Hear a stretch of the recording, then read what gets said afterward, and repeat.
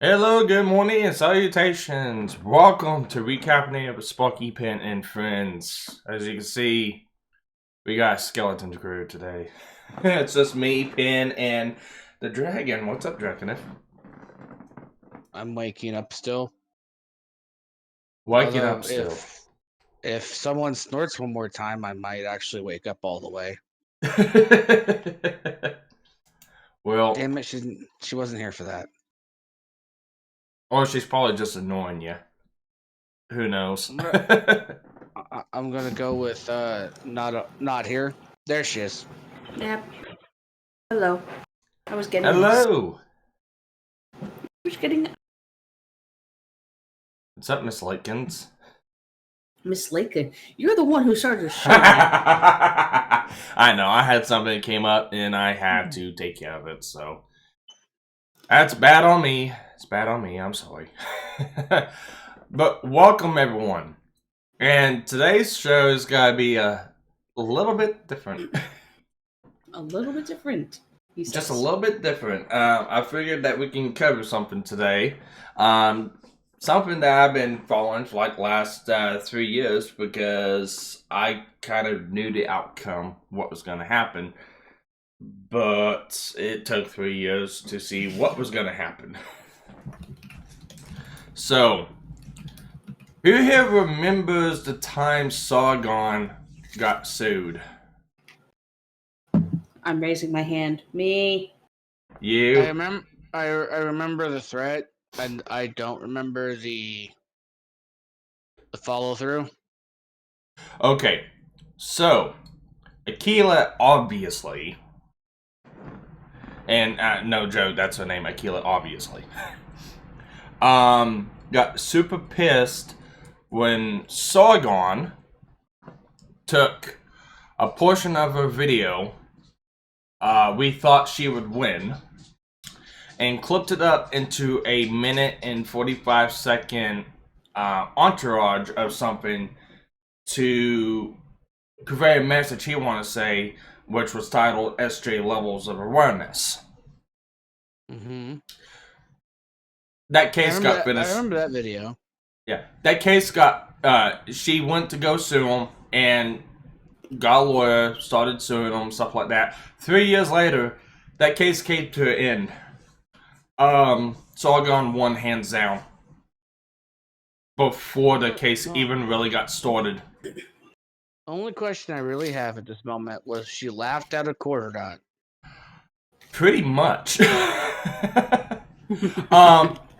Pretty much. Go check out Leonard French's channel. I'm going to be up, putting in the comments, 2 videos you need to go watch. The first one we're not gonna go over, but the second one we are gonna go over slightly. We're gonna be going over the stream on this stream, but I'm not gonna be showing the video. We're just gonna be listening to Leonard and stopping and commenting and stuff like that. So, let me get these links ready. The first one is Leonard actually going over the actual case. And then the one we're going over today is Sargon's epic attorney's fee motions. And after watching it and going over everything that happened, I really have no doubt Sargon's gonna get every bit of his money back. And that's the one we're gonna be going over today. Also, welcome, Samaj. Hey, Samaj. Hey, how's the family coming along? We're just we're just having fun. We always have fun. That's fine. I always have fun too. All right, so we'll check out some videos, court cases. Yeah. We're gonna be going over Sargon's epic win over Aquila, obviously.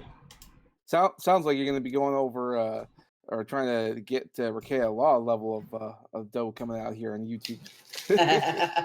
No, we're just gonna listen to what Linda French has to say. You guys in the Discord are gonna be able to see it.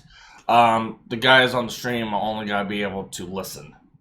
And we're gonna listen, and we're gonna stop going through it, and we're gonna be putting our own commentary and talking about it, because this is actually going to set kind of a big precedence of Multiple precedents.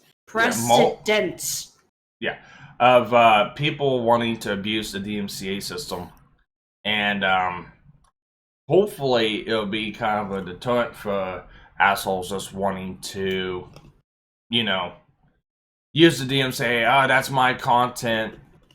Taking pieces and portions of somebody's content. Oh, you're taking my content. You can't use it. Yeah, people got to think a little bit more carefully now before they actually do that. Well, wait a minute. Especially now going against bigger players. Like, Aquila obviously is a small fish compared to CNN, who are guilty of doing this. Yeah. So, yeah. Interesting.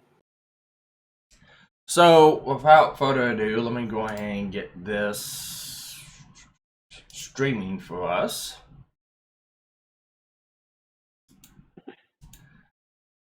And let's go ahead and play it.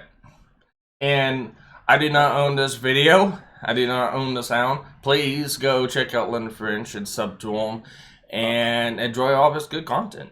Yes, we are just sharing this because we are adding commentary to his commentary. Fair use. Are we going to be going over the entire 59-minute video? We can be.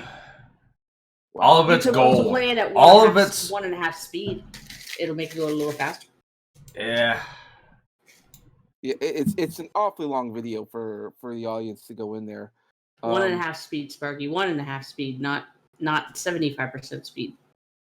No, not half speed. 1.5 speed. There we go. Quarter speed. What are you doing? You said 1.5, right? Yes, you see where it says normal. The one to put. No, 1.5.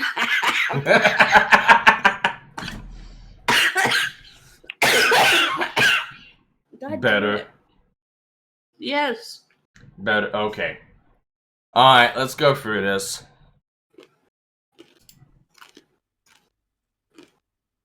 This is a community-supported legal education channel. Find out how you can support our mission at the links in the description below. No, we're not doing that. we'll do 1/4. Welcome, everybody. I am Leonard French, your favorite copyright attorney, and it looks like it did work. Excellent. We do have a live stream on my preview monitor, as opposed to the, past couple times we've done this, where I hit go, and then it wants me to do a preview, and then enable the preview, and then go live, and I end up doing this intro like 3 times trying to figure it out. So, welcome. We have been successful. Without further ado, let's take a look at what we just received from the court from Sargon or Carl Benjamin's attorneys, who have asked for an amount in fees and costs. I'm not going to bury the lead on this one. We're going to get straight to how much money is involved, and then we're going to get into some of the more interesting things that I think are about justifying why that amount is due. And so, without further ado, here is, in the United States District Court for the Southern District of New York, here is Attorney Wesley Mullen's notice of motion for attorneys' fees and costs. These usually have to be filed within about 14 days of the case being won, so I think we're still in that amount of time here. If you want, maybe one of my mods can post a link to the previous video that we did going over the win, which was a win for fair use, basically. And it was a very interesting opinion because the court said that you could find for fair use even when Sargon hadn't made any commentary by voice. He hadn't voiced over or added his own material. He had simply cut up Aquila Hughes' material to show a different take on her enthusiasm for the 2016 presidential election. Now, I am not here Or to lack make thereof. political commentary about whether we like the parties or whether we like their politics or any of that. I'm going to avoid any of that, and I'm going to appreciate a little bit of limiting that in our chat and everything as well. So let's try to stay nice to each other. Let's stay on topic. We're here to learn about the end of this case, how much it costs, what the attorney's fees were, and maybe even figure out why. The So cost is this too is in the damn United States high. District Court for the Southern District of New York, and of course this is Akilah Hughes versus Carl Benjamin, also known as Sargon of Akkad. Please take note that defendant Carl Benjamin, aka Sargon of Akkad, hereby moves for an award of attorney's fees and full costs pursuant to 17 U.S.C. 505 and Federal Rule of Civil Procedure 54D. We'll get into those in a moment. This is just a notice. This motion is based on the accompanying memorandum, which we'll look up next, and the declaration of Attorney Mullen, dated February 18th, 2020, and exhibits. And we're going to get to one of those exhibits too. The final thing we'll look at is a very interesting exhibit that I think you'll all enjoy. So please stick in there till the end.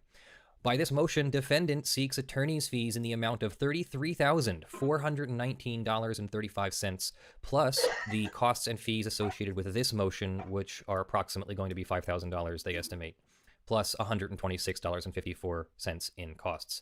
Pursuant to Rule 2F of the court's individual rules and practices, oral argument will be on a date and time designated by the court, and that's signed Attorney Mullen.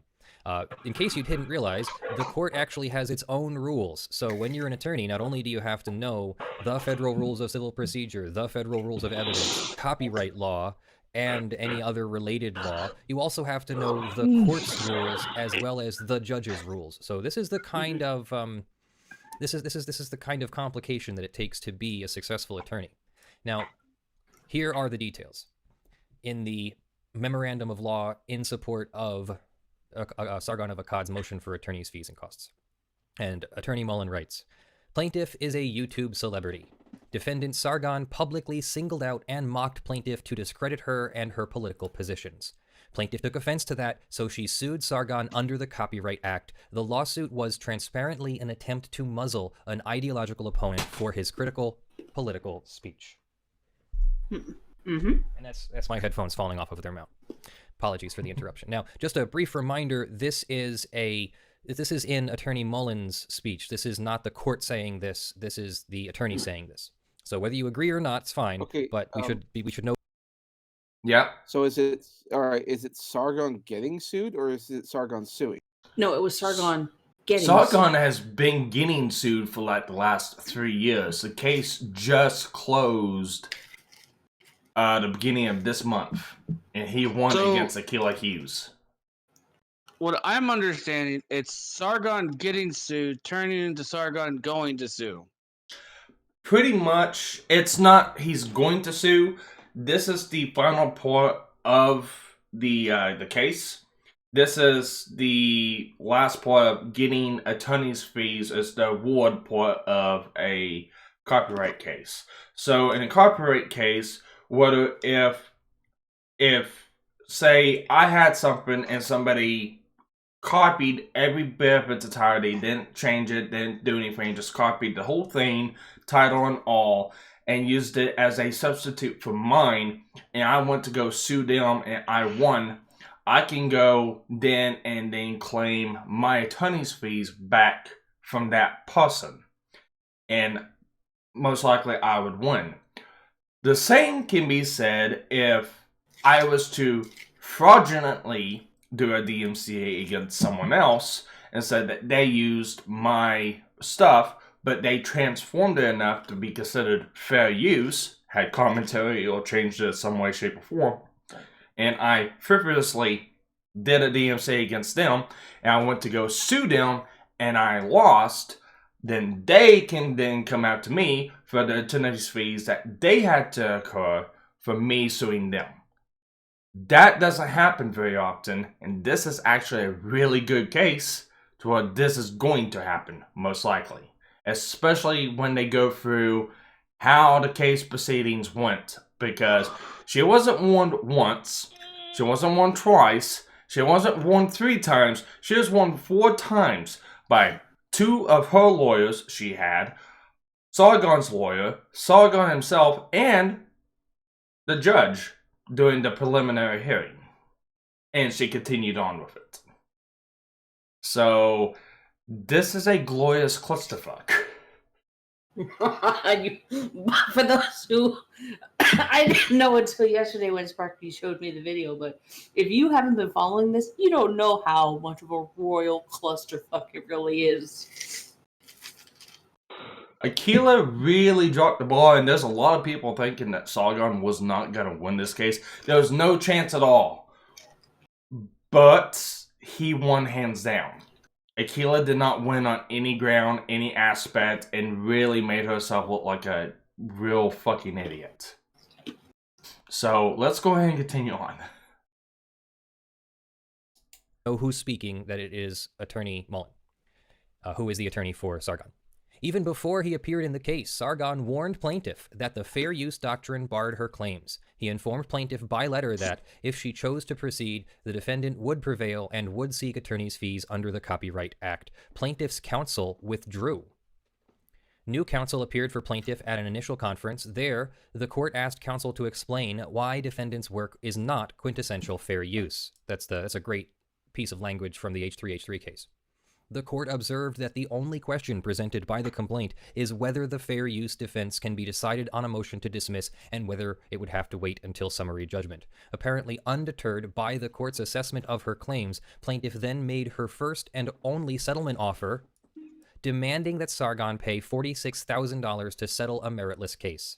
Since that amount exceeded the entire likely cost of defense, Sargon simply filed his motion to dismiss. And the court granted it, agreeing with defendant that the fair use defense clearly applies based on the face of Hughes's complaint. So in other words, he won on a motion to dismiss, not even a motion for summary judgment, which is why the $30,000 number isn't even larger. Excuse me. Still getting over an upper respiratory infection. The standard set forth in 17 U.S.C. 505 is, any civil action under this rule, the court can, in its discretion, let me start that over because I got that wrong. In any civil action under this title, the court, in its discretion, may allow the recovery of full costs by or against any party other than the United States or an officer thereof. The court may also award reasonable attorney's fees to the prevailing party as part of the costs. When exercising discretion to award fees, courts give substantial weight to the objective reasonableness of the losing party's position, while taking into account all other circumstances relevant to granting fees.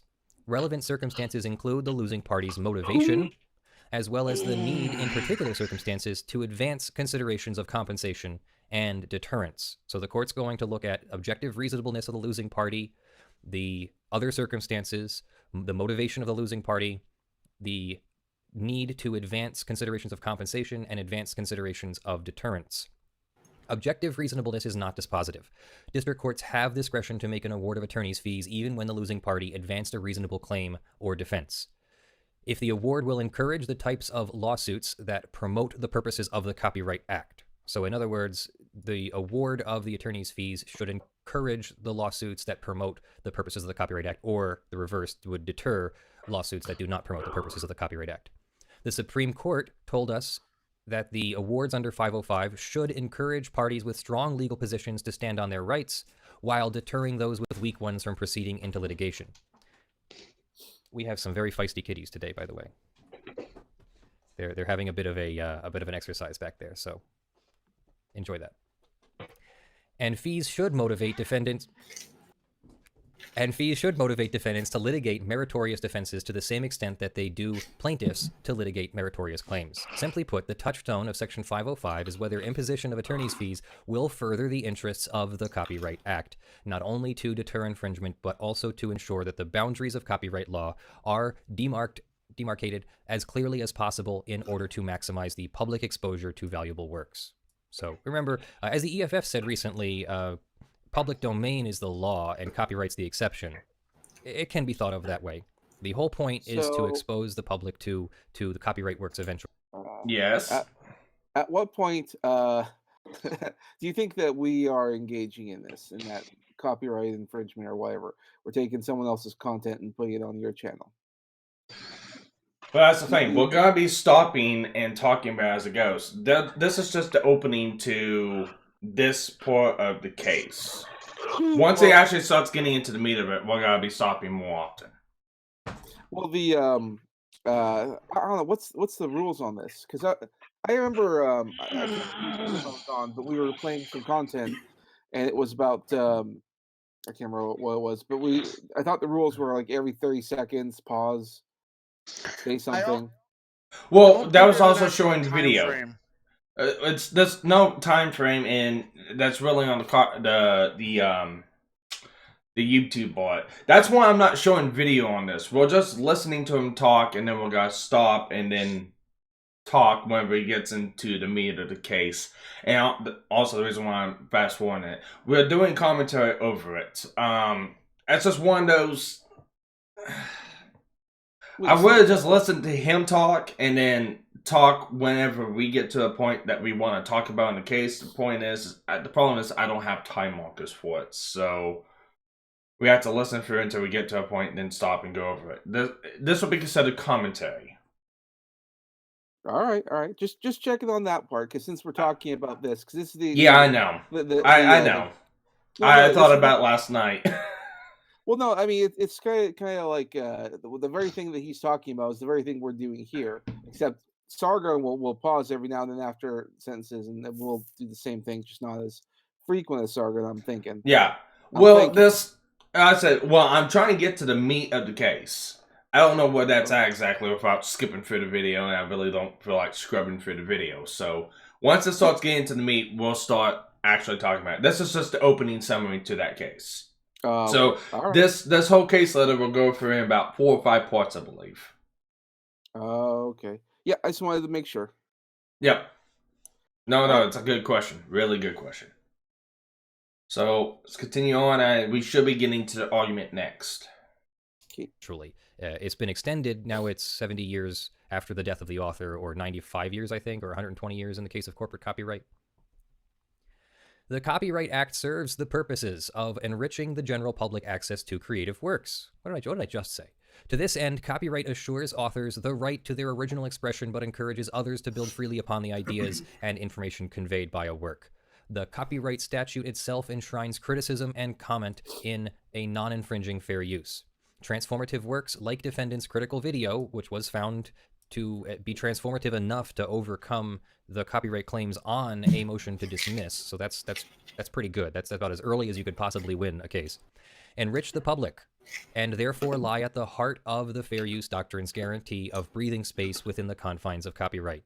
The Copyright Act's fee-shifting provision ensures public access to transformative works by encouraging defendants who seek to advance meritorious copyright defenses to encourage them to litigate them.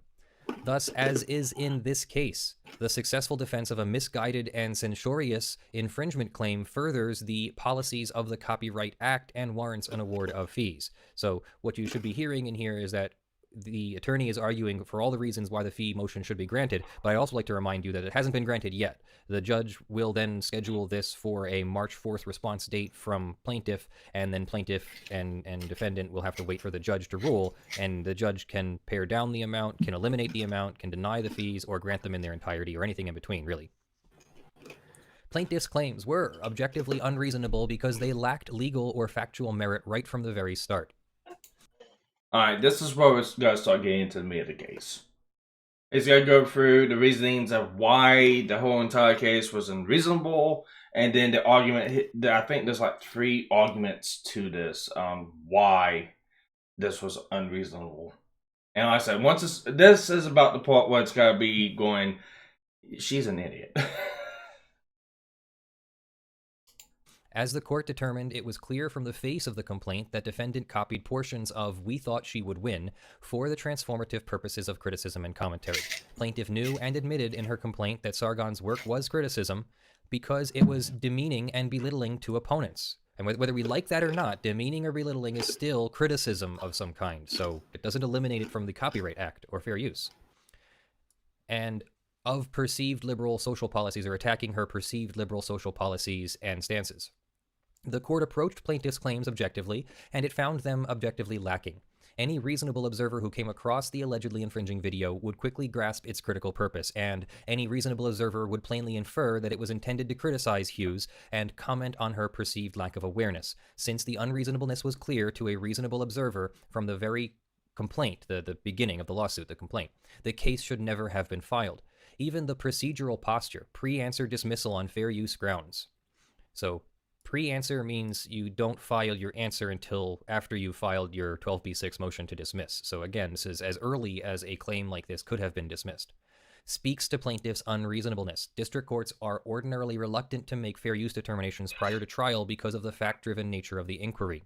And that's true, they are. A lot of courts want to take these kinds of things through discovery and then see this kind of dismissal or judgment on summary judgment grounds. So just before trial, you try to do a summary judgment motion, and if there's nothing to disagree with in the court's eyes or the party's eyes, then summary judgment is appropriate.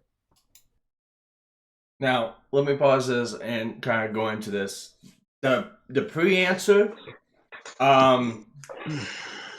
the pre-answer was actually made by Akilah Hughes' lawyer. They took their complaint and turned it around and made it to an answer of, this is why this case should not go forward. It's fair use. Because she blatantly admits it was criticizing her and making fun of her. So, from the get-go, this whole entire case was just flat on its face. It's really bad when your own attorney. Her attorney threw her under the bus bad. I don't think that she was meaning to do it, but it did not go Actually, very good for her. I would argue that, yes, I think she meant to do it. You want to know why? The longer that the case dragged out, the more that she made the arguments in order to make it drag out, the more that it ended up costing, which means that more that the attorney office would be out. That's not how this works, because it'll later on go into Section 11. Because this allows defendant and or plaintiff, depending on which party it is, can go after party and counsel. So that means her lawyer is also in hot water too, because she's being gone after for misguiding her. You can't do that. This is what stops frivolous cases from being started up and gone through, because both the plaintiff and her counsel is going to be getting into this, and it'll go more over that, I think, midway through the video, or a quarter way through the video. Yeah, I believe it's Section 11 of the copyright law. Only in the exceptional case, such as this one, are all of the facts necessary to establish the defense of fair use evident on the face of the complaint. And thank you, Sulfin, for the $5 super chat. I appreciate it. I love your work. Not a law student, but I find your content interesting. Look forward to every video. Thank you. Really appreciate that. Such cases are exceptional precisely because they are unreasonable. The copyright holder with no reasonable infringement claim has good reason not to bring a suit in the first instance. Or, to bring a suit at all, basically, is what that means. Even if plaintiff sued while harboring a subjective misunderstanding about the weakness of her claims, she quickly knew or should have known the complaint was unreasonable. And there's a footnote here. Let's see what it says. The complaint pleads that plaintiff sued Sargon because he singled her out for criticism and chose to selectively target Hughes. So singled her out for criticism and chose to selectively target Hughes based on disparate political beliefs. That's exactly the kind of thing the fair use law or exception rule covers, is criticism and commentary. The same paragraph of the complaint confesses plaintiff's incorrect belief that copyright law proscribes or prohibits mockery if it leaves the subject... Well, my bad. Well, I was going to say, what happened there? Liberties have been stifled. That's not in the copyright law. Roughly as soon as defendant received a copy of the complaint, his counsel informed plaintiff that the claims are meritless based on plaintiff's own admission. So you'll see that letter. We're going to go over that letter last. This was the Mullen letter to Lee. That same letter put plaintiff on notice that if... Let me go ahead and state real quick. Michael Lee, Akilah Hughes' first attorney, before they dropped her, were the same ones that did the H3H3 case for Ethan Klein. Yeah, so let's restate that again. Dropped her. Yeah, they dropped her. They basically told her because they ended up receiving a letter from Sargon's attorney before he was even really prescribed to being his attorney. And with the letter, after that, she had to seek new legal counsel. No, now, there's no details or explanation of why they dropped her or who dropped who or anything They like most that. likely saw it. They most likely saw it for what it was before they even got into it. That it was a frivolous litigation. Yeah, but the problem is we don't know. It could have been the fact that they went up to her and go, this case is not a case where God win. We can't go through this. And she probably dropped them and then grabbed new counsel. Or they went, no, we're not going to do this case because you're going to lose. And they dropped her and then she had to. We don't know what happened. Only thing we know is the two parties, the plaintiff and her first counsel separated, and then she sought second counsel and then proceeded on the case. That's all we basically know. So the orders of how and why, nobody knows. If she elected to proceed with this action, defendant would seek attorney's fees and costs. And if defendant's stern warning were not enough, the courts ought to have been. Counsel for the parties appeared before Judge Sullivan in March 2018 for a conference on defendant's anticipated motion to dismiss. The court minced no words about the tenuousness of plaintiff's claim. Quoting the court, that would seem to me to be a kind of quintessential fair use, right? It informed plaintiff that her complaint described the type of social commentary that is allowed and celebrated. And thank you seriously for the Australian $10. Indeed, according to the court, the only question raised by plaintiff's claim was whether fair use can be decided on a motion to dismiss or whether it would have to wait till summary judgment.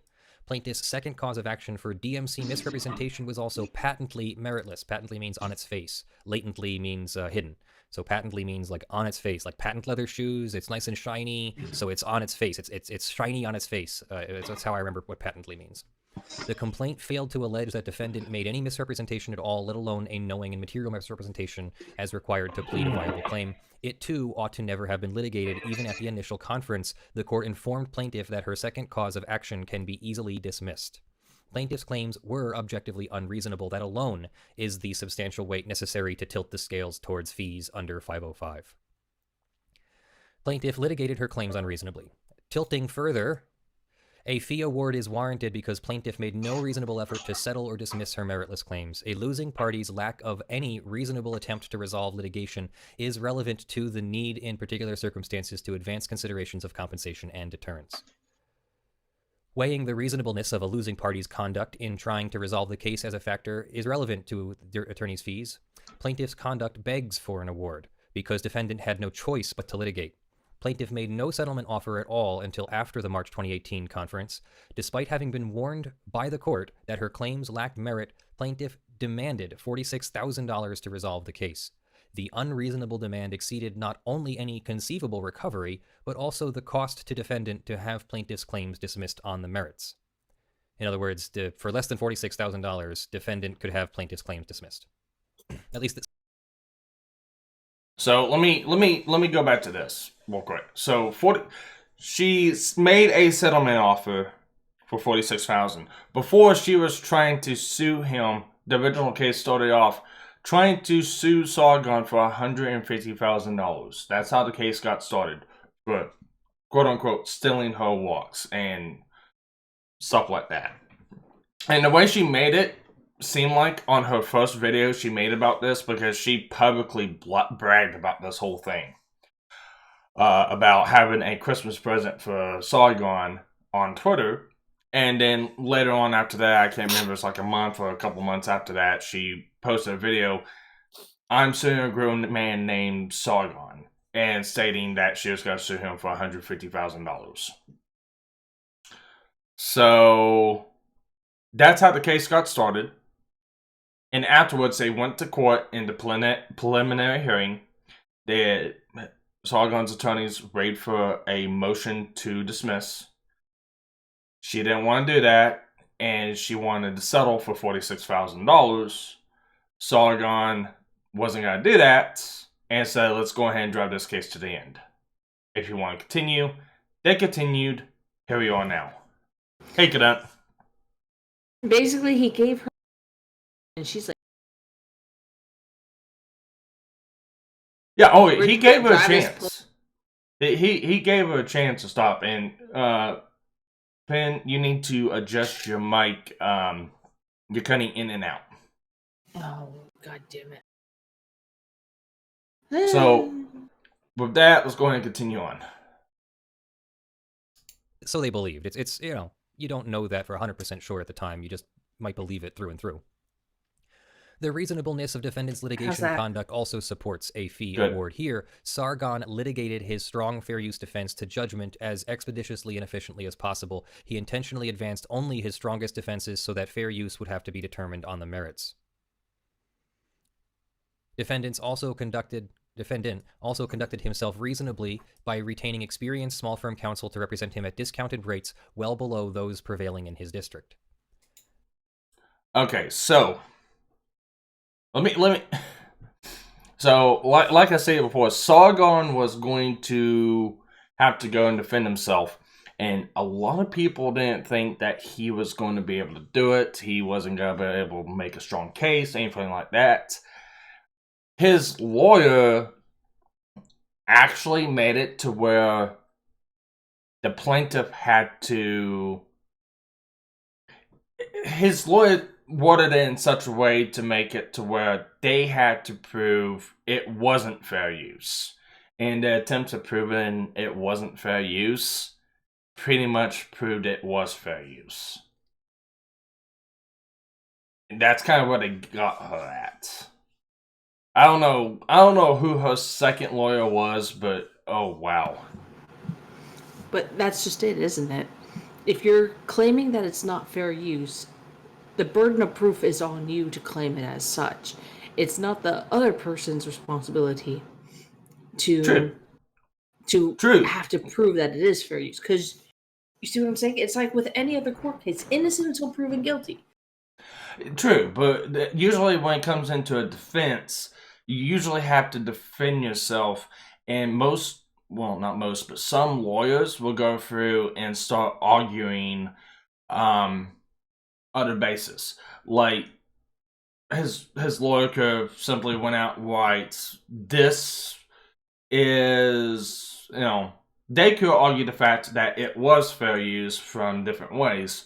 No, they took her argument that she made and turned it against her. And basically, why isn't not fair use?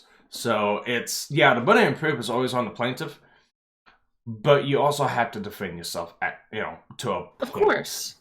But this is one of those circumventive ways of, arguing a case without having to really argue. And like I said, it gets pretty comical.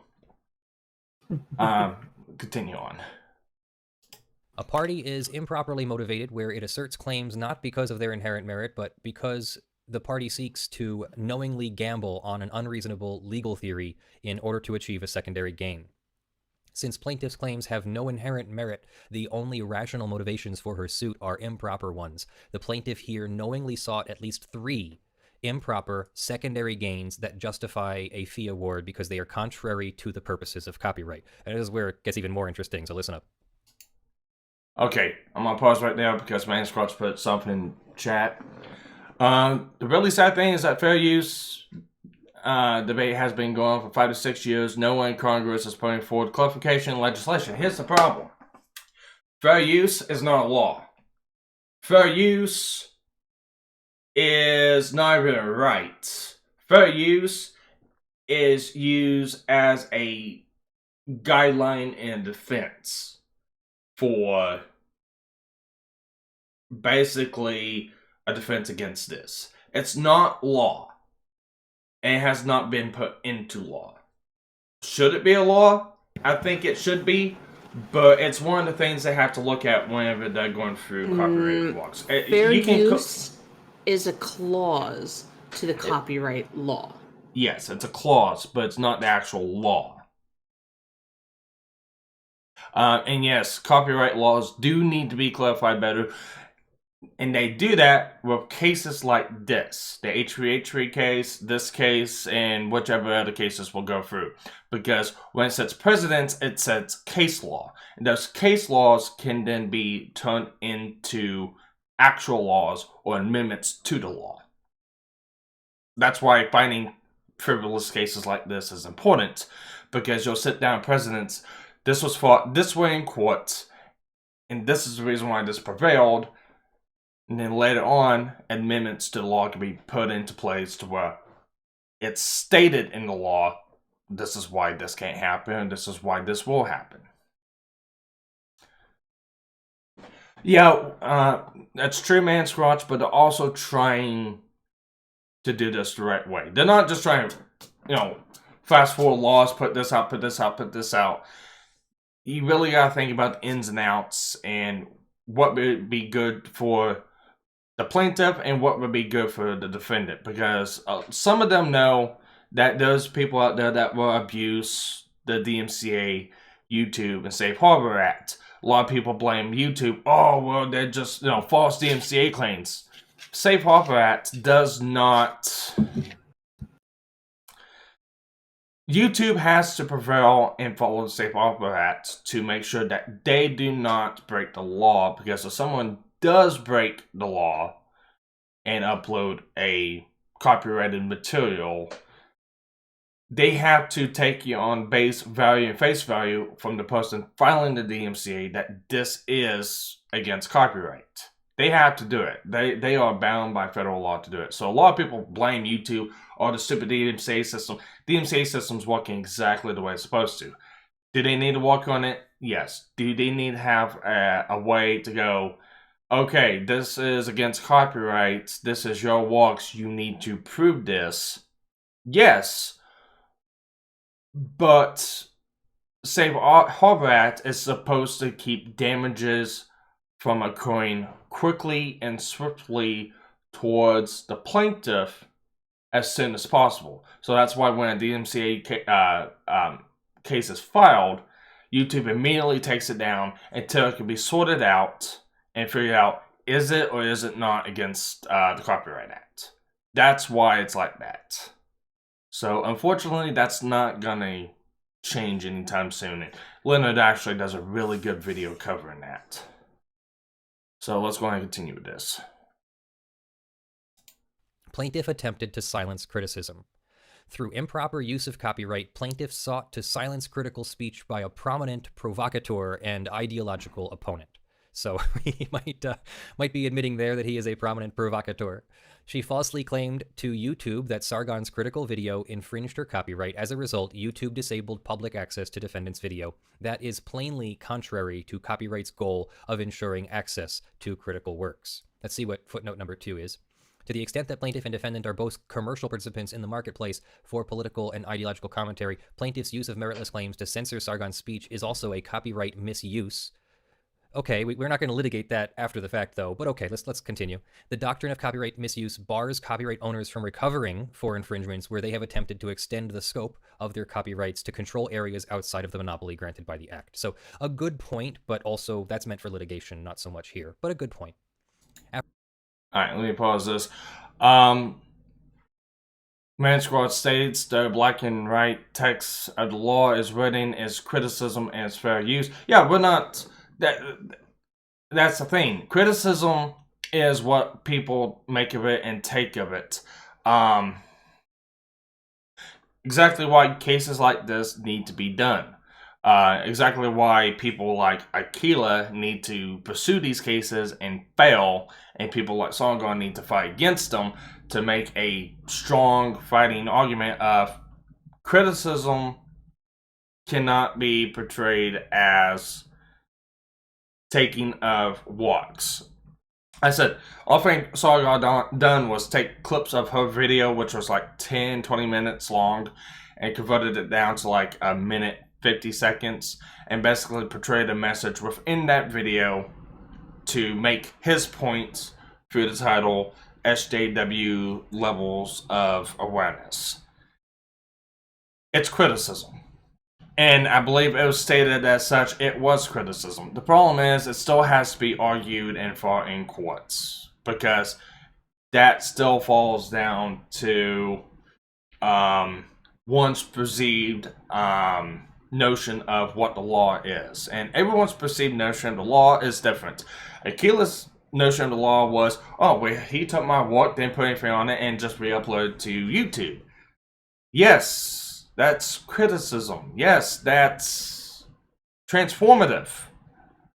But it's argued in court of law, it's one's opinion. That's one of the main problems with this. This was set down to precedents. Yes, stuff like this is covered by criticism and critiques. Why cases like this set precedents. Alright, let's continue on. After filing the lawsuit, plaintiff pressed on with her censorious attack. She tweeted to her more than 100,000 Twitter followers that this carnival barker that I'm suing for copyright infringement just got banned from Patreon. Do you think we can get GoFundMe to drop him? So... Oh yeah, and this is the part of the case where it's really gotta come down and screw her. As I think you were telling me, Penn, about the Vic Mignogna case. Basically... Yeah. Remember what we were talking about last night, the Vic Mignogna? Yeah. When you're going through a legal case, best word of advice is to keep your mouth shut. Oh, always. Do not talk about the case. Well, even then, like Vic Mignogna's lawyers really fucked him over because they kept talking about it. Whether if it was his lawyer or not, it was somebody close to his lawyer. Wait a minute. You can't. No. Here, you can't make that. For Vic, he's kept his mouth shut. Let other people do the talking. It's fine. Vic has kept his mouth shut. His lawyers, on the other hand, didn't. But wait and that's a minute. what got him. No. That's not the problem, though. Vic did not lose his case currently because it is in appeals. He did not lose his case because his lawyers talked. Because if that was the case, then Monica's lawyers and Marchie's lawyers would be in just as much trouble. The problem with this case, it's two different things. It's two different things. An incompetent judge who did not bother going over the rules properly of what TCPA is supposed to be, and just did what he wanted. They're going through appeals because, according to Vic's lawyers, had everything been followed, had the rules been followed, this should have been an open and shut case for tortious interference. Time out. You're skipping over the point I'm trying to make. The point I'm trying to make is, whether if it be the plaintiff, the defendant, or the plaintiff, defendant's counsel, when you open your mouth and you state stuff on Twitter, this is an example of the other side grabbing it and using it as a battering ram against the other person. It's just not a good idea. Wait a minute. I see what you're saying. Here is the problem. Vic's side, for the most part, has indulged in mockery, yes. It's Monica's and Ron's side who have the vehement attacks and using other innocuous things as justification to do what they do. No, that's. All right, if you want to make that argument, both sides are guilty of talking, yes. Exactly. That's the argument I'm trying to make. It's just gonna hurt both sides. That's all I'm gonna make. When I get into that deeply, I'm just making a point of this is why it's not a good idea to do stuff like that. Hello, Jen. Hey, Welcome, Jen. Jen. Anyways, let's go ahead and continue on. Because, Bye, as I said, it gets more interesting as it goes along. I don't know if you I'm can going jump to get away in with using to the term live, cancel culture, Jim. but that seems to be cancel Welcome culture back, to me. Jim. The request unmistakably incites plaintiff's fan base to swarm defendant off the fundraising platforms where he appealed for donations to defray costs of his legal defense. In Sargon's GoFundMe, in a Aquila obviously tweet December 3rd, 2018. She said, in Sargon's GoFundMe account, he lists that the funds are for defense of a frivolous lawsuit brought by Aquila Hughes. As part of the same tactics, plaintiff later publicly suggested on Twitter that she had reported defendant's hate content to Patreon in an attempt to have him banned, and in keeping with her strategy to repurpose copyright law as viewpoint-based censorship, she reblogged with apparent approval of a suggestion to drown out fascists, not by criticizing their viewpoint, but by bringing a speaker to play copyrighted music at their rallies because it would be easy to report their videos and get them taken down. We'll see that tweet later. I think it's in the declaration that's in the next document. Plaintiff has used this lawsuit as part of a campaign to silence criticism. Go ahead. Do you think that might be why people like Antifa play music at their rallies? Because if anyone wants to record it, then they can get struck down for copyright? That's Yeah, one that's of exactly why. That's one of their that's kind of in their manifesto instructions. Yeah. Play copyrighted music so it can't be recorded and posted on the web. If you do some of the most obnoxious, bizarre, obscene things, it makes it harder for people to post that stuff publicly, like marching through the streets butt-ass naked, wearing provocative clothing, swearing and cursing. That's what Pornhub's for. Yeah, well, I mean, it makes it harder for people to report on and make awareness of these groups are doing this. It's just, I heard this. It's just a way for them to demonstrate what they want to demonstrate, and makes it harder for the other side to kind of defend against it without having to jump through a lot of hoops for like censoring or blocking or cutting content. And then the other side can basically go, well, this isn't exactly what happened because there's things missing from this.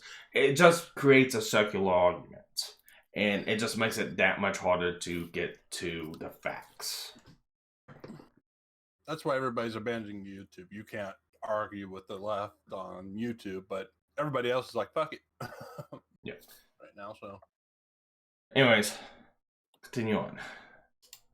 Precisely because it discredited plaintiff from her political positions. She then openly attempted to bar defendant from raising funds necessary for his own legal defense.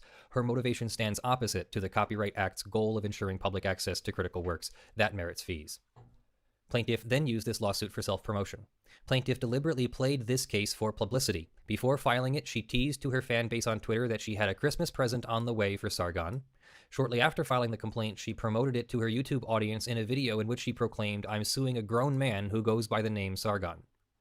In the same video, plaintiff taunted the defendant and whipped up her own fan base by intimating that Sargon is a poor father because he dared to criticize plaintiff. Quote, Am I aware that Sargon has a family? Yeah, I don't care. They're not my kids. There is plenty of more of the same. Plaintiff tweeted of Sargon, I'm currently suing his... I'm not even going to read those on YouTube, for stealing my content. And in response to a Twitter user who called her a smarty pants about to lose a copyright lawsuit, plaintiff tweeted, I'm going to take hundreds of thousands of dollars from Sargon. As demonstrated by her own conduct, I think we're missing a word there, plaintiff used the lawsuit to broaden and appease her own fan base, to bait her antagonists, and otherwise to generate valuable attention and celebrity. Perhaps not surprisingly, all of this occurred while plaintiff planned and promoted a new book.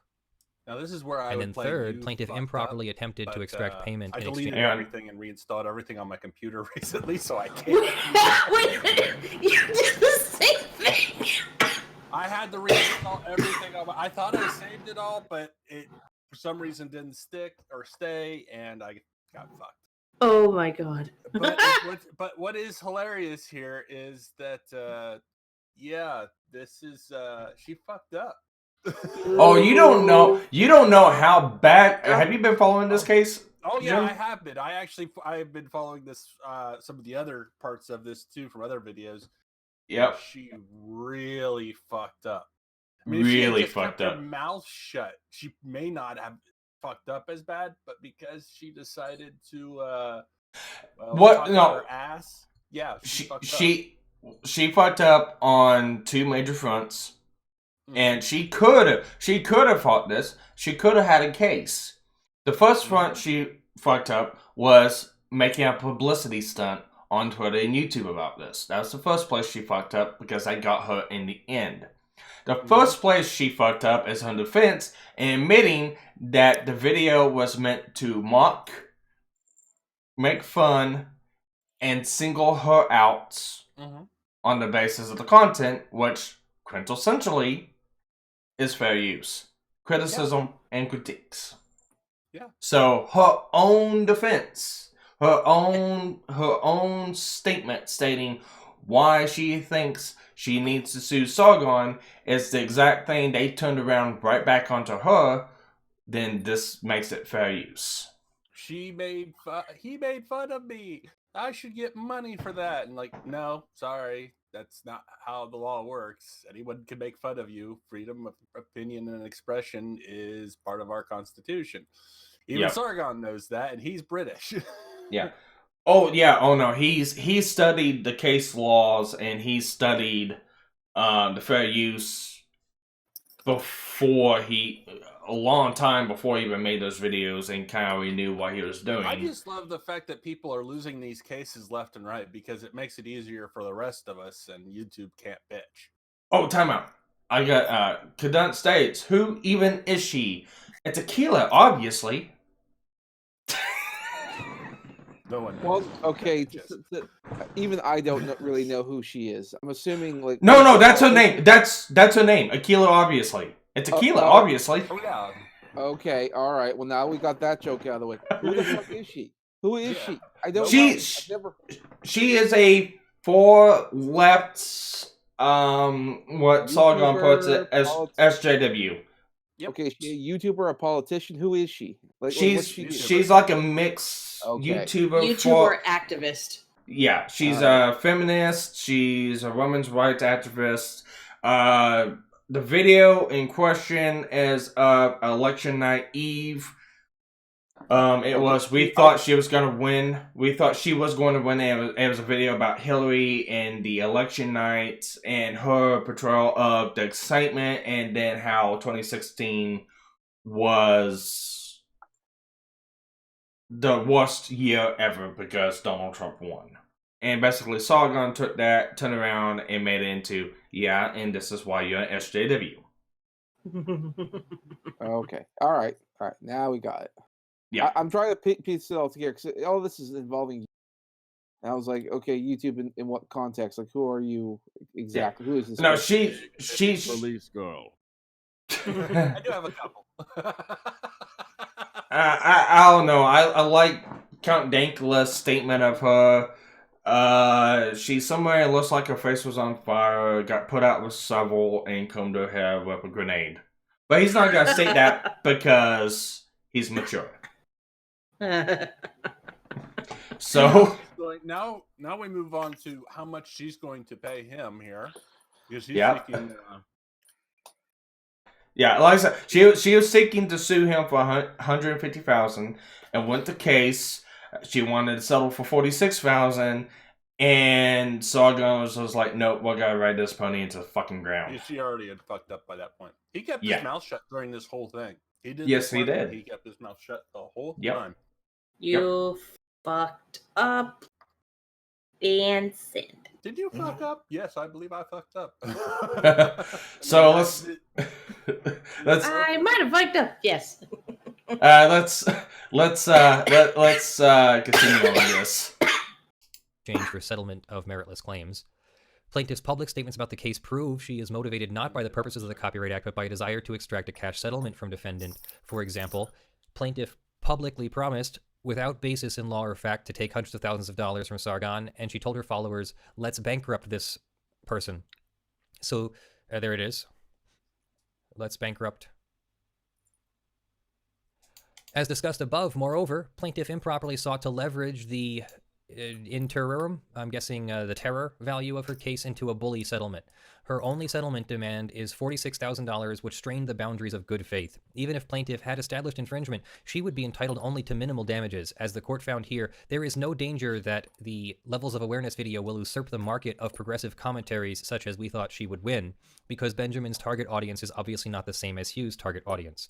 Moreover, setting aside the other factors that make her claims patently meritless, there was no basis for plaintiff to demand statutory statutory damages since she did not register her copyright until after defendant engaged in the transformative conduct described in the complaint. That's a big one. You always have to remember when you can get statutory damages. You don't get those sometimes massive statutory damages unless you have properly registered the copyright on time. Plaintiff's unjustified and unreasonable settlement conduct is a piece with her public threats to take hundreds of thousands of dollars and to bankrupt the defendant through litigation. In the face of these tactics, defendant was encouraged to stand on his rights, which is stand up for his rights, by the likelihood that he will recover fees from the opposing unreasonable party. Awarding fees serves the end of compensation and deterrence. Any of these improper motives would independently support an award of attorney's fees. Defendant respectfully submits that together they compel one. In other words, a very strong case the attorney's trying to make. So the request is reasonable. Defendant requests attorney's fees in the amount of $33,419.35. His actual and reasonable fees invoiced by and paid to defense counsel, plus approximately $5,000 for the additional costs and fees associated with this motion. Itemized billing records justifying these amounts are set forth in the accompanying declaration. I have not copied, or I did not download the itemized billing records. I'm just not sure that we need to go over that on the live stream. The invoiced fees are summarized. There were 4 attorneys in the case, or rather. Okay, this is one I'm gonna skip over, and this is basically in. He's just the lawyers is basically just justifying that the cost, his cost, what was went through and done about it. I'm gonna go ahead and skip ahead to the letter. Okay. Mm-hmm.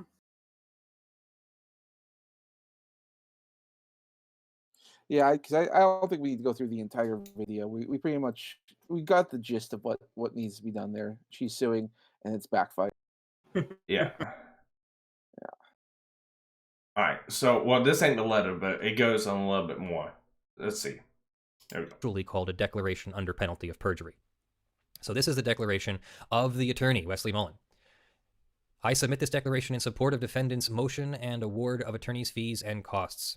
Shortly after I was retained as counsel for Mr. Benjamin and before I entered an appearance in this case, I wrote to plaintiff's counsel to explain my client's view that plaintiff's claims were meritless. Attached here too is a true and correct copy of the letter that I sent to Michael Lee Esquire on or about November 13th, 2017, advising that the complaint describes classic transformative use in the form of political speech. In that letter, I warned that the Copyright Act allows defendants in abusive actions to recover attorney's fees. So there was a warning. It went out November 13th. I don't know if you remember, but I think we were the ones to break the news of the original lawsuit in, I think it was August of 2017. I seem to recall that's what happened. That was 3 years ago, so I don't have the best recollection of that, but interesting that we are now closing it up this way too. Attached here too as Exhibit B is the transcript of initial pretrial conference. I didn't grab that, but we can if we really want to. April 10th, 2018, plaintiff's counsel Kristen Grant, so that would be the new counsel, I think, informed me by telephone that plaintiff would settle for $46,000 paid to plaintiff. I immediately communicated plaintiff's settlement offer to my client. Below is a true and correct screenshot of 2 tweets, and this is the carnival barker one. So she called him a carnival barker and seemed to want to go after him for his Patreon income and GoFundMe income, and trying to say she wants to bankrupt him. And then the same thing here, going after his Patreon by reporting his content as that kind of content. And then here's her website where she says play copyrighted music at his... What? Yes. I mean, they love social media. They love to tell everybody what they did, but they don't know how it works. It backfire in your face. That's why you keep your mouth shut. You don't put shit you do online that you don't want out there or get arrested for online. Yeah, that's why you don't state things online and you say things online. Oh yeah, I did this to prove this. Yeah, you just made yourself look like an idiot. Well, everybody does that who's on social media, but these people seem to do it like it's a fucking talent. Oh no! I know a couple people that's done that and still do that. So no, it's a fucking talent for these people. I mean, yeah, it is. Who have turned it into like a freaking art of just fucking up on the internet. Yeah. Yeah, pretty much. Let's continue on. Let's continue on. His rallies and then report his videos to get them taken down. And then something about a Christmas present, December. Okay, so this was December 8th, 2016, although I don't think it was filed until August of 2017. And then here is her calling him this name, which I'm not going to read on YouTube because, you know, YouTube demonetization and all that. It sucks, sorry. And below is another screenshot that she says she's going to take hundreds of thousands of dollars. Mm-hmm. And another one, let's see, stories everywhere, books. Stories from my timeline is available everywhere books and audiobooks are sold. So she's leveraged her popularity into books and audiobooks. Great. I am an experienced litigator and the principal attorney in my firm, which I formed. Now it's just going through all the Yeah, basically, I've watched the whole video, and he His fucking tears her. Yeah, here's the letter, and this is the after Sargon was solved. Oh, and by the way, I think it will go into this. Whenever Sargon did get solved, it wasn't sent to his correct address. It wasn't done with sign-on receipt to make sure that it got received by the right person. And when it got filed in court, it got filed that he got properly served, and he never did get properly served. He actually came to the table and went, so you're trying to sue me? You didn't do it properly? Here I am. Yeah. And they actually go... Like this. Yeah. Alright. So, this is the letter that that Sargon's attorney wrote to the plaintiff's attorneys before it even went to court, before the case even got started, to kind of dismiss this whole thing. We kind of know what happens afterwards, but it's actually real funny to read this and think about what's happened throughout the case. Morrison and Lee. That's Ryan Morrison and Michael Lee. You might remember they represented H3H3 initially as well. Dear Mr. Lee, I am U.S. litigation counsel for Mr. Carl Benjamin, a UK citizen resident in the UK. My client is a defendant in the captioned action filed by Akilah Hughes. Ms. Hughes' lawsuit is an obvious attempt at viewpoint-based political retaliation. Trying to highlight this. Its claims are meritless based on plaintiff's own admission. The court lacks jurisdiction over my client. Your purported service of process is invalid, and an affirmation you filed with the court contains material false statements. I write to advise that if you or your client elect to proceed with this action, mine will seek sanctions against client and counsel. Because how could they seek actions against client and counsel? Emphasis on counsel.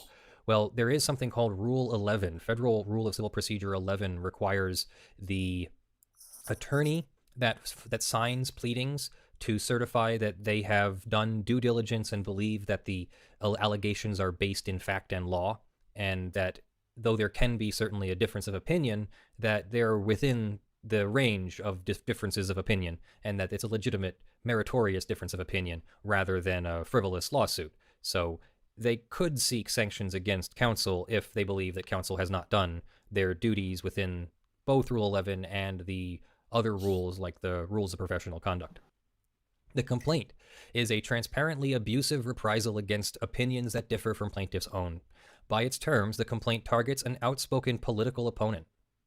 Defendants, quote, particularly Benjamin, have been habitually outspoken against many of the political positions for which Hughes campaigns. So, in other words, since he's making a political criticism, that should fall under some kind of fair use if the other fair use factors are met.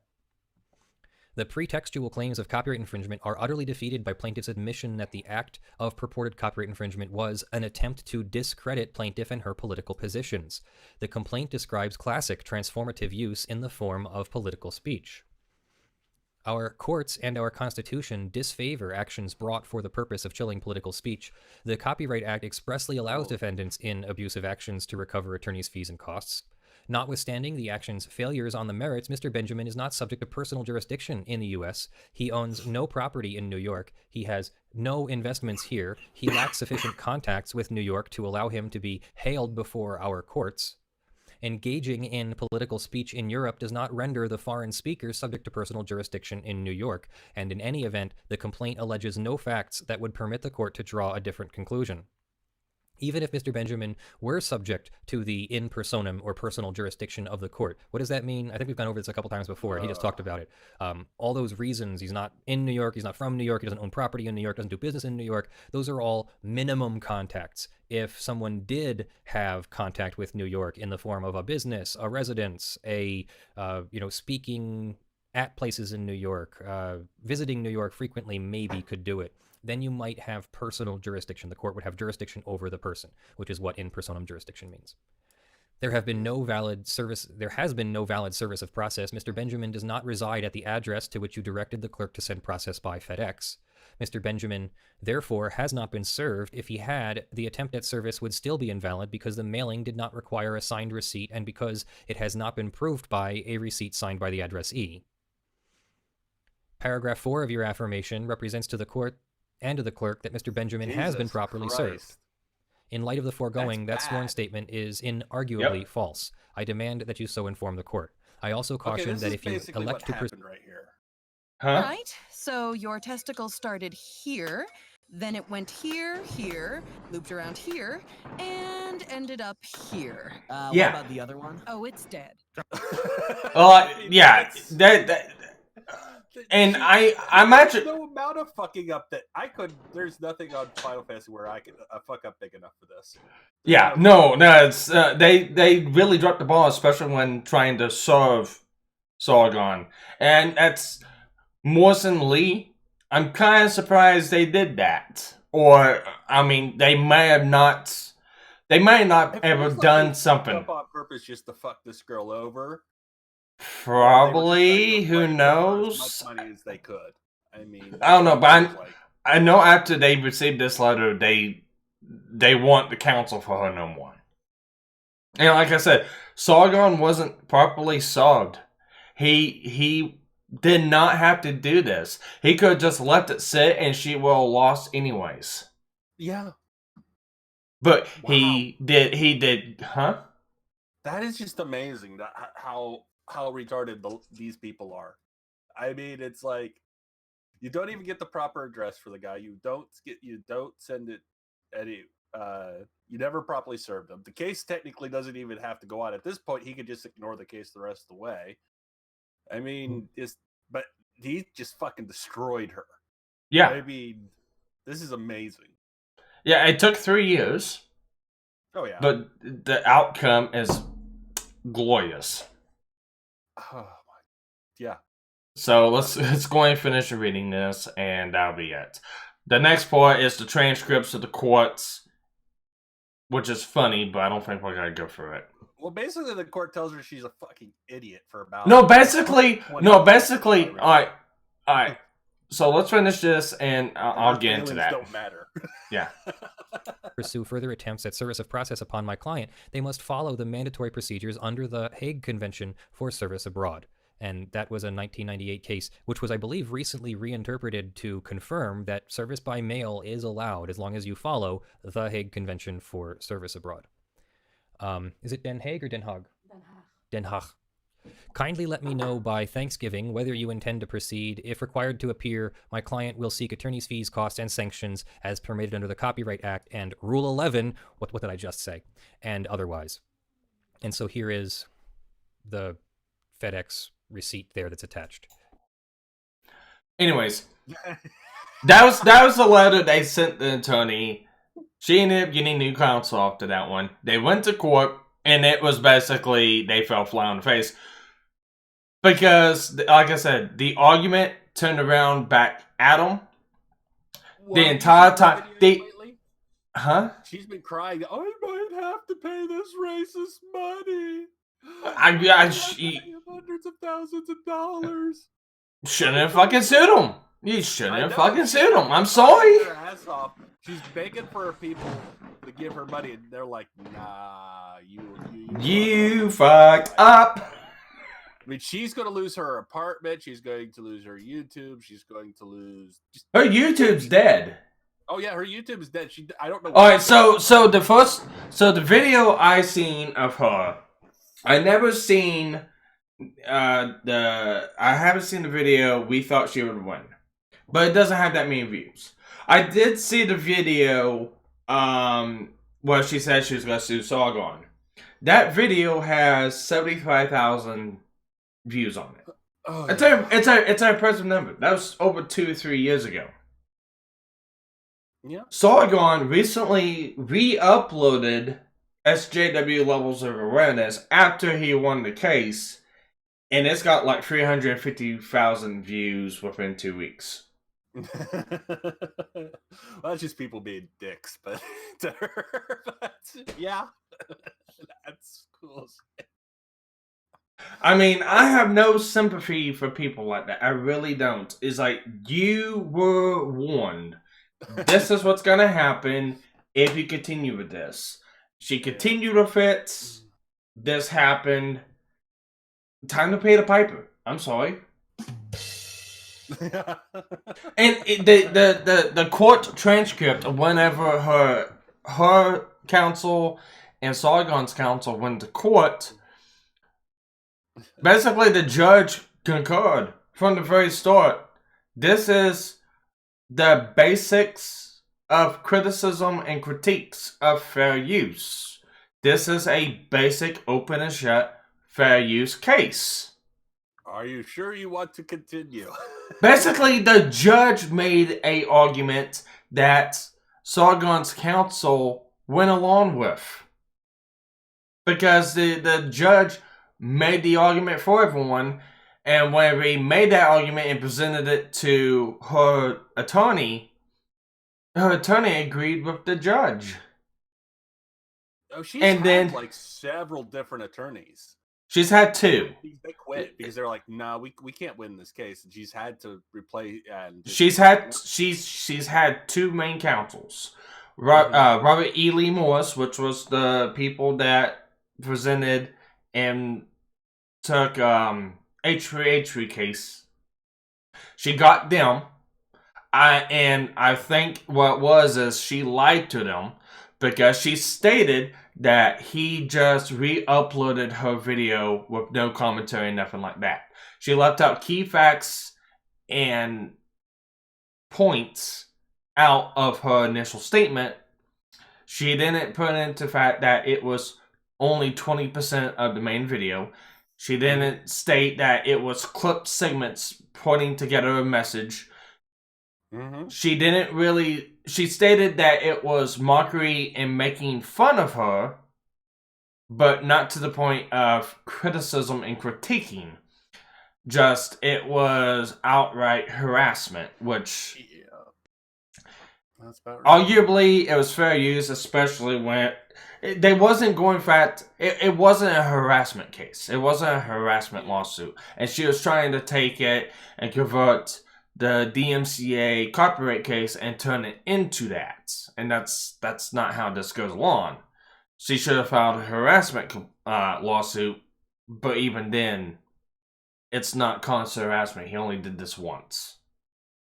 So it's not like it's constant harassment, and it's not like Sargon told any of his followers or following to go after her. Basically, people seen what she was doing and didn't like what she was doing, and they did what people do, and yeah. Yeah, she fucked up really badly. I mean, I've never seen. I mean, he shut up. Every time someone would bring up the case, he was like, "I can't say anything about that." And that was the only thing he ever said. She was like, I'm going to tell you this and this and this. And this is why I'm doing it for reals. And it's like, wow. Now this was done the transcript, the court hearing, and Sargon had everything. What we're seeing now, he had all this 2 years ago when the case first started. Is he suing her back now for the funds he lost, or is he just kind of letting that go, or is he just gonna just This is a motion. This what we just went over is the motion to retrieve funds from the frivolous case that was raised against him. So it's basically him suing her back for the funds he had to spend on defense for her frivolous lawsuit. It's still the same case. It's not like the case is shut and he's opening up a new case and going after her. This is the end Same conclusion. case. Yeah. This is the end conclusion of the case from 3 years ago. If he wanted to, he could start up a lawsuit suing her for I can't remember what it was. Defamement and Yeah, he could, but that would be an entirely different case, not comprised those about are the very copyright. hard to win. And Those are he's very not hard to win. he's I not mean, he going should to get do credit for that. what he lost, but he didn't really lose anything. He got out of GoFundMe, and that was it. Yeah. I And mean, really he's- this is it's pretty open shot. I don't think he's gonna lose. I don't think he is either. I mean, it's obvious that it was a frivolous lawsuit. She knew it was, and she thought I mean, these people are just cards. Oh my god.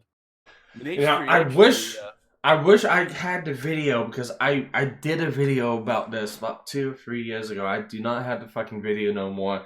Basically explaining what was gonna happen. And it's like it's gonna be a lot of people are saying that Sargon's gonna lose. Sargon's gonna lose. Sargon's gonna lose. It's like, you know what? I really don't like Sargon. I'm not a fan. I enjoy some of his content. I enjoy listening to him. I enjoy some of his viewpoints of what he does say and what he does do. Don't like all of them. But sitting here looking at this is like, this is an open shut case. And if she was her own hype man, and she fucked. I mean, everybody believed her. It's like, oh yeah, because she was the only one saying anything. Sargon was being dead quiet. And the thing about in a court where the judge decides the case and not actual people, yeah, you're gonna lose. Christy Winners, Steve Shives, I don't know who else was going up. Oh yeah, he's gonna lose. Oh yeah, the white supremacists he's gonna go bankrupt. A lot of people just going at him from all fucking sides. Like, yeah, you're gonna lose. You're gonna be sued to oblivion. It's like, no, he's not. It's like, this is going to backfire in your face, and this is going to set a major legal precedence now. Now we have 2 major YouTube cases that have been won in the face of fair use and abuse of the DMCA. Both of them are going to help YouTubers because, like I said, they say that they cited H3H3 case law in this. I think 2 or 3 different times.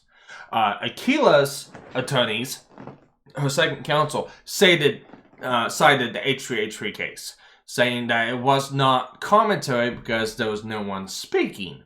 But they still use that same case law and go, yes, but it was critical critiques about the person made in the same way that some comedians and higher up television people do by taking and mosaicing clips together to prove their point without saying anything. So it's been interesting for years. I was always wondering when this case was gonna be shut. I was wondering who was gonna win. I had a feeling it was gonna be Sargon. I'm just so glad to see that it was on all fronts a decisive victory. All nails in the fucking coffin. She didn't have a chance on nothing. And then to see this part of the case come out, turn around and go, yeah, she stated all these things. These are the reasons why that this was a frivolous case. She stated that she was gonna win. She stated she was gonna sue him for all this. She constantly harassed him. Yeah, we want our fees back. Yeah, we've gone over that. I think the real prize and the real victory in all of this is that it sets a precedent about all this about freedom of speech and well, at least what you can say in copyright laws and all that kind of stuff. And that's the real benefit of it because this will be used as what's it called? So it's when they refer to things like other cases, because when you go to court, you look at other cases in this field and what's been happening, and this will be used as precedent. That's what it'll set precedent. Yeah. So then so then any other future court things could be happening. So if anyone wants to sue anyone on YouTube, they're going to use this as an example. They're going Yeah. to say, look what could happen, and this Yeah. is why people shouldn't just blatantly say, I'll sue. Yeah, it sets a precedent for and against. It's a two-way street.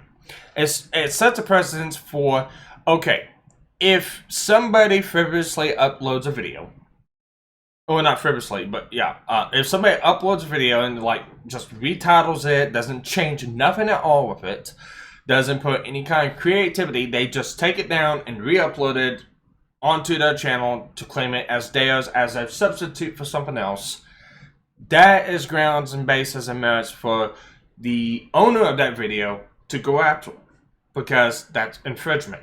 That's infringing on their rights. Now, if somebody takes down a video like mine, one of mine, a repair video, and takes the repair video down, puts it up, and will go through and plays portions, clips, or all of it, the time of the video, the length of it, the amount used does not matter. It matters in how it's transformed. So if they take it down and they go through like all the steps of me doing a video and repairing something to critique it, well, he did this wrong, I would have done this, he missed this here, and basically has summary at the end of it, I can't do anything about it. That's a critique. That is a commentary. That's somebody else taking my video, transforming it into theirs to kind of speak out against me of what I did wrong or what I did or anything like that. I can't do anything about it. And it says precedence, if I was to try to DMCA them and then sue them, it sets a strong standard for them to be able to defend themselves against me and sue me then. It's a two-way street, for and against. And one of the things I like to strongly remind people is the DMCA is not a battering ram. You can't just DMCA strike because somebody said something bad about you. You can't do that. There's other functions for that, for like community guidelines and stuff like that. If you feel like somebody's done something against TOS, it's use your own judgment and discretions to figure out if you need to follow through the community guidelines or whatever you need to do to defend yourself on it. But when it comes to DMCAs and stuff like that, like Sid Alpha has to do and shit like that, don't use it as a fucking weapon to silence people. It doesn't work. And the more that this is going on, the more of a stronger case it's making of being able to fight back. And eventually, it's gonna be, we'll see more lawsuits happen. Yeah, the pen here. Okay, dude, whatever it is you're doing, here, crinkle. Fucking ear raping me. Stop it. Pen had to leave. Oh God, stop it. Pen had to leave. She was getting a migraine. She's not been feeling well for the last couple days. So no, she's been sick. So yeah, and especially. Well, she also had a kind of a long night last night, and me trying to help her get her sound back up and going. Because when she reinstalled everything on the computer, the sound drivers and everything didn't want to fucking work correctly. I had the same problem last night. I redid my computer too last night. I had the same problems. Yeah, which really makes me go to myself. I was thinking about doing the same thing. I don't think I might do it no more. I'm just gonna. What I did is I didn't install the drivers all the way, so I reinstalled them, and it worked just fine.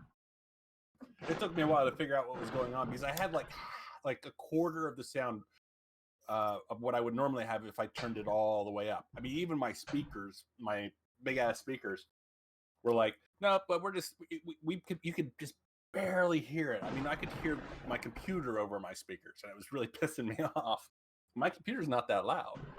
Well, my computer has been through 3 main hard drives. I have let's see. I've went from a 250 gigabyte SSD to a 500 gigabyte SSD to a 500 gigabyte M.2, all transferred and copied over each time on the same motherboard, and then transferred from that motherboard to a new motherboard, all on the same operating system. I have not once redid the system on the computer. In the, I think the 4 years I've had this computer built, 4 or 5 years.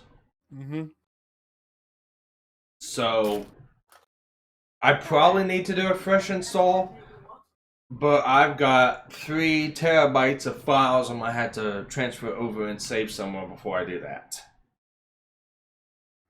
So I can't just redo my computer because I've got a lot of things set up and a lot of things saved. I really don't want to redo. What you do is, and here's what you do: you take your hard drive, you take a spare hard drive or a hard drive that you want to install Windows on. You install a copy of Windows on it, and then you slowly bring everything over. I can't do that. You can't do that? I can't do that. Why not? Because my storage drives are in a RAID array. I have to. You'd have to number them back in place. I see. Yeah. Well, just write on them with a marker the order that you take that they're connected. It's not even that. It's I've gone into the actual system properties and have labeled different files to save in different locations. So if I was to go through and start up a new copy of Windows, I would lose access to the drive locations of where those files are and have to redo everything. It'll just be a long time-consuming process. Even on a hard drive you're not using at all right now? I don't have any hard drives big enough. Like I said, I've got about 3 terabytes of fucking files. That's it? I don't have anything to transfer those files to yet. Okay, well, what I'm saying is, there are 14 terabyte hard drives that are $300 that will do the job no problem. Yeah, I need to, get the funds together to be able to do that first. Well, that's right. I'm sorry. It's easier said than done. Yeah, it is. And I keep on forgetting that. Because okay, listen, I used to live in the day of where 100 megabytes was a huge fucking hard drive, and today, and that's how you would pay $1,000 for that hard drive. What are you talking about? I've had my first computer. I think 14 terabytes at $300. That's my head doesn't.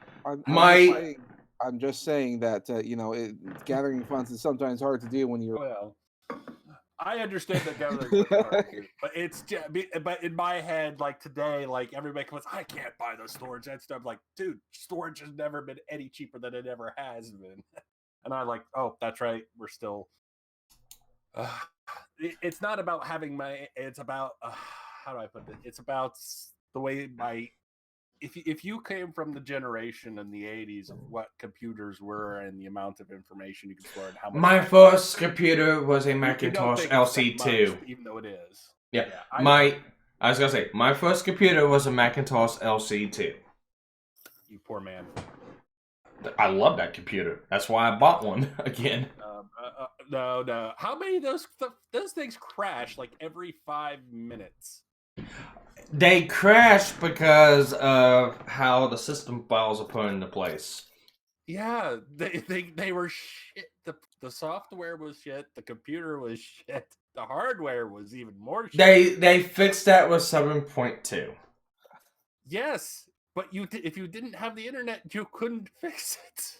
What talking about the internet? I've got a fucking pile of 15 discs. No, I have a pile of 15 discs with the whole entire fucking system on it. Well, and that's how I had to reinstall it. I had to reinstall one disc at a time. Floppy disks. 15 of them.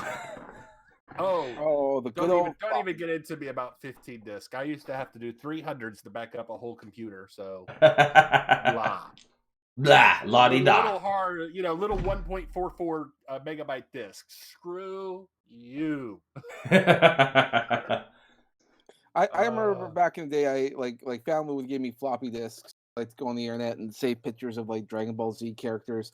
Although let's be honest here, I was a teen in the '90s, so I mean, like there was a few of the other pictures that were on there as well.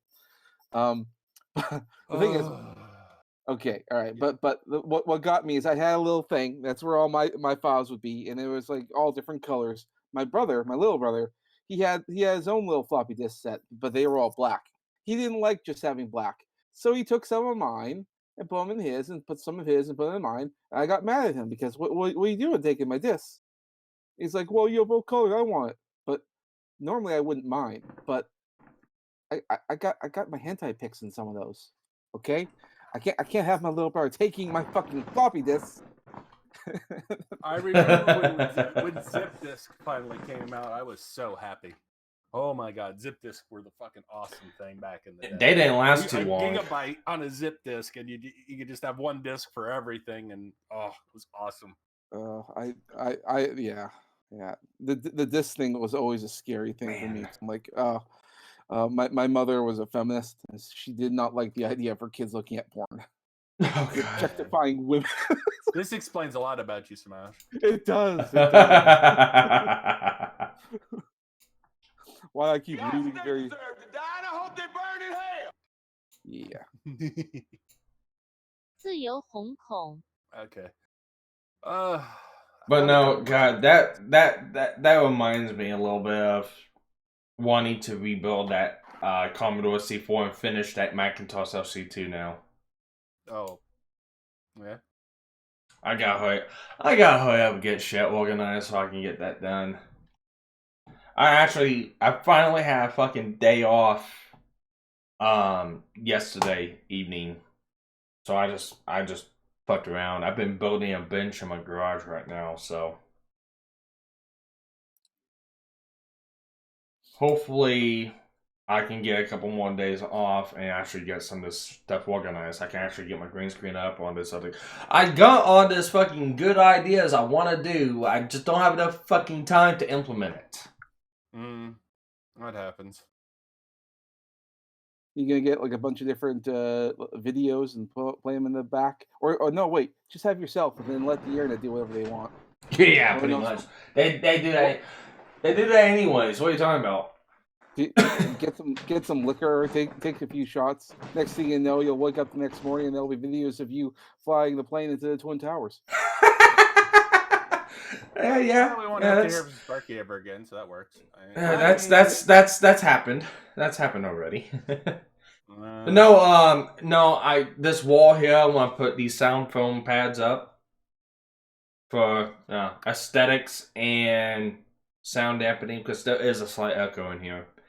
And I'm gonna put them up this wall, and I'm gonna have my green screen up to where I can slide it in and out of place. I've got to get a shelf built onto my desk, move the desk around, reorganize the fucking room. I can't do that until I get the garage done. I've got the garage full of shit still, and I've got to get it organized so I can move stuff in there while I do the work in here. It's just fucking pain in the ass. What would you say your color scheme is? Because you have a lot of blues in here. So if you were to set up a whole wall of sound foam, would you do like a blue and a gray? I'm just doing black. I'm just doing all black. It's cheaper. I'm just saying for aesthetics in the background. Yeah. You can use a lot of. Well, I've got the sound foam that's just a straight line ridge. I'm gonna be alternating on between horizontal and vertical checkered patterns, and I'm just gonna go with all black. And if I want to change it up or do something else, I've got the green screen and I can put whatever background I want behind it. Is the green screen actually going to work this time, or is it going to fall down constantly? It's going to work this time. That's one of the reasons why it's taking so long, because I'm trying to work on the mounting solution for it. And like I said, I've got a big piece of iron, not iron, but galvanized pipe in the garage. It's long enough that I can do any portion of the room if I wanted to. And I really think I'm going to do this portion just because it's shorter. I've got a flat background wall, and it's something I can shine lights off of and make it a little bit more easier access to get back here and have stuff set up. I said I've just got to get around to getting stuff moved to be able to do it. I said we are still organizing the house. I know it's been about 9. Has it been 9 months? See, Well, yeah, September, you have to work. October, Yeah, you have to work. October, November, December. Yeah, well, you still have to like pay the bills, and so you still have to Yeah. work in between all that. So no, that makes sense. There's a lot. Yeah, it's been about 6-7 months since we actually got fully moved into this place, and from there we've been trickling non-essential things from the other place here. And like I said, we've still got stuff in boxes in the front room, in the kitchen, and in our own designated areas because we have no place to really put them besides in the boxes. I still gotta get shelves put up. I still gotta get shelves. That's money. I've gotta have a place in the garage to set stuff up. Need storage cabinets. Need shelves. I need to be able to set that up. The mass storage I'm gonna be putting upstairs, but there's no real place upstairs in the attic to store stuff until I put a floor down up there. So I gotta do that. So it all takes time and money, which are two things I am short of. It happens. We all have to do things, but that's usually what the weekends are for. Yeah. Catching up on work. So for like the last 5 weeks, I've worked 6 days a week. So I've only had one. Sundays have been my only day off for like the last 5 weeks. Everything else, I've been working overtime at work. I've been working over until 3-4 hours over at work. And some days this week, for like the last 2 weeks, I've actually been going in 2 hours early too. So just trying to get caught up on bills. I'm finally caught up. You gotta do what you gotta do for sure. For sure. Factor of life. Yeah. And she's been getting stuff done. God bless her, she helps out a lot. And I know this much, if it wasn't for her being here, I couldn't keep this place. I couldn't keep maintained. Her being the missus? Yes. Well, we split the bills. So I pay my bills and the house payments. She takes care of the utilities and her bills. So my bills also include tool payments, which every 2 weeks cost me about $400 in tool payments. Tool payments? Okay. Yeah. Well, I buy tools for work, and they're not just go to Sears or Home Depot or Ace and pick up the generic run-of-the-mill tool. I mean, this is like Matco, Snap-on tools. So, and I've got pretty big bills with them. So I'm taking care of those plus house payment. House payment is like $620 a month.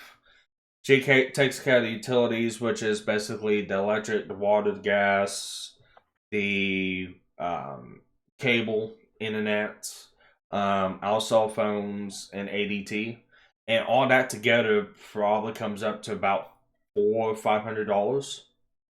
So if she wasn't here taking care of that, I wouldn't be able to survive here. So I greatly depend on her and appreciate everything she has done for me. There you go. So we help each I other just out. something Sparky off to the side. You go ahead. Just look at what I sent you and look at my response to it. You'll love it. You don't mention the names involved in it.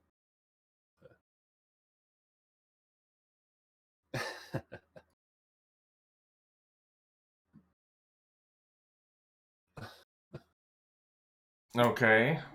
No, look at my response to it. I'm trying to.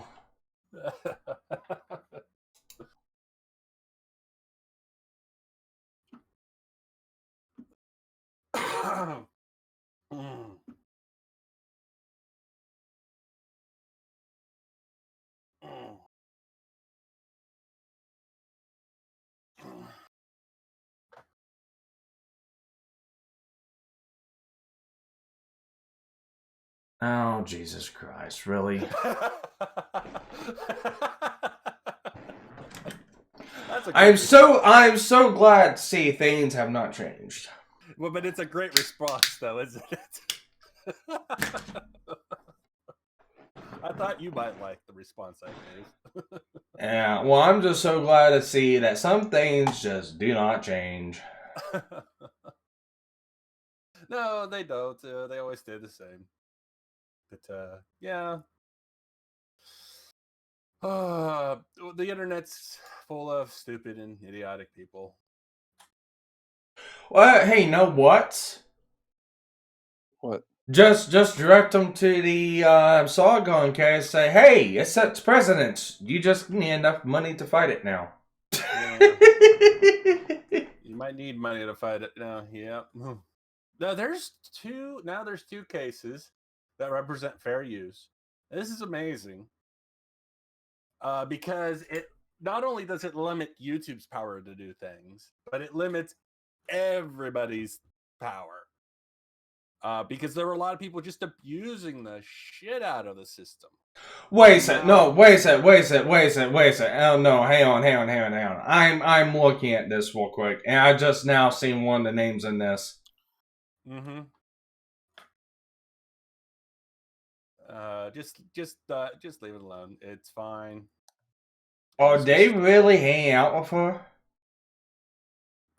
I don't know. I'm pretty sure at this point that it is. I know what your feelings are on this. We'll talk about this afterwards, okay? Wow. No, Just no. let it go. I'm no. Hang on. I'm gonna let it go, but I just want to say one thing. No, I just want to say one thing. One thing only. We'll talk about it. You can say it afterwards. We'll talk about it afterwards. We don't need to bring up. It's just so hypocritical. Old shit because it's not. Hey, time out. It's not old shit. I'm just saying. It's just so hypocritical. Oh, I know it is. I know what's going on there. I get it. The whole thing. I don't think they're hanging out. I think just, that one person is, and that's it. Okay? So we'll just leave that be. Wow. Okay. That's funny. I know. All right. So moving on. That made my day. That made my day. Thank you. I'm glad it did. I thought it would. But I was hoping. But anyways, let's look at the time. We have been going for an hour and 51 minutes. We have basically went through what I wanted to talk about today. Penn has gone with a headache, and I think this is probably a good point to go ahead and call it. Mm-hmm. Yeah, I'd say so. And unless any of you guys have something else you want to put in. No, not really. I've been just doing stupid stuff, reinstalling stuff on my computer, watching The West Wing, realizing why Democrats got Obama. I still think The West Wing was a conspiracy to get Obama elected. I know, I really do, because because if you look at The West Wing and watch it, I've been watching it and it's been hard to watch. I love Martin Sheen, but my God, the guy he plays is a fucking the Democrats' wet fucking dream. We will take away your rights and make it look good. But yeah, I got nothing else to say. All right. No, I nothing much on me. I would want to say though that I am very nervous for the writer of She-Hulk Disney Plus, because that whole fiasco is snowballing out of control, and I don't know. Well, it's definitely got a snowball in it. Yeah, I did want to at least bring that part up. So yeah, it's got a slush bowl in it. It's got something. All right.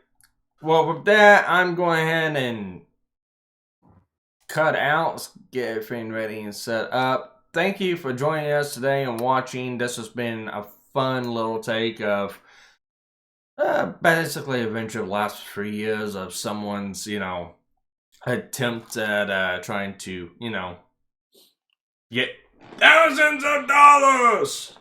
You Backfiring up and and backfiring in the face. Thanks for everyone that showed up. It's nice to see some of the faces showed up today. You know, we had, let's see, we had Grant, we had Manscrotch, Ben C, we had, the people that are in here in the chat and in the voice chat. We had Cadunt, we had Infallible Foul. We had a couple good people in. And Cadunt is wanting sound clips. You want to do the honors? Let's go out with Bitches Love Cannons, because I don't have that one. Mm-hmm. We'll do that for Cadunt. Don't have what? Oh, bitch! Oh, I don't have it. All my shit got deleted by accident. I fucked up. Oh, okay. You You fucked up. I gotta go back and record everything again. I didn't have it backed up, and I thought I did, and I didn't. Okay, I'll do this then. Let me pause it. All right. How the blood-soaked Protestant hell did you do that? Fuck you, that's how. Exactly. We'll do a fuck you, that's how for Cadunt. I got big. Oh, and I played it right when she said it. It's like, fuck you, that's how. What up? I got this. Big titty police girl. I got that one. That's about it. Oh, I do have this song we can go out on.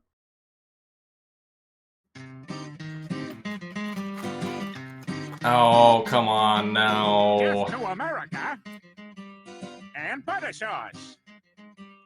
Don't boil me. I'm still alive. Iraq lobster. Iraq lobster?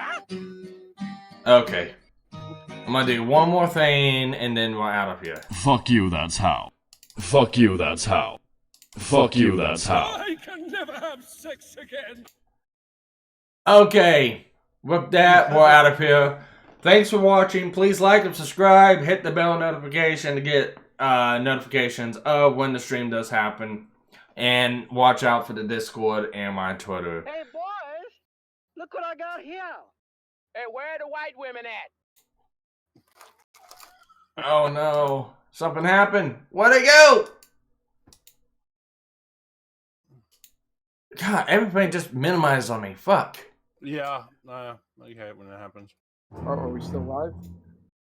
Yeah, we're still live. I'm cutting out right now. Are you having technical issues? Well, while we're still live. Okay, keep up. Stop with Jaws. All right. So the good. Oh, for Christ's sake. Okay, right, Jim X. Jim. I got it. All right. I know. I finally got to the top. Sorry. That's all right. So, while you're figuring that out, you guys are familiar with that that sensation of the internet, the Project Melanie? Yeah. All right. So on her Twitter account, there's a link to her Chaturbate, and that's where you can see her streams and everything. Okay. So I've been watching her. Go figure. You know, guy's been single for 9 years. Anyway, so usually, like, I'll click the link and you go straight to her Chaturbate, and it'll just say if she's online, offline, that kind of stuff. Nothing too much. It's just like any other Chaturbate thing. Well, now that I click it, whenever I hit on it, I can only see it, or I can only open her page if I log in, if I have a Chaturbate account. Mm-hmm. It doesn't do that for anyone else. Nope. Which She's means become that popular. she's become that popular. In order for me to even remotely see her stuff, I have to make a Chaturbate account. I don't have to do it for anyone else, but I gotta do it for her. Are you paying for water?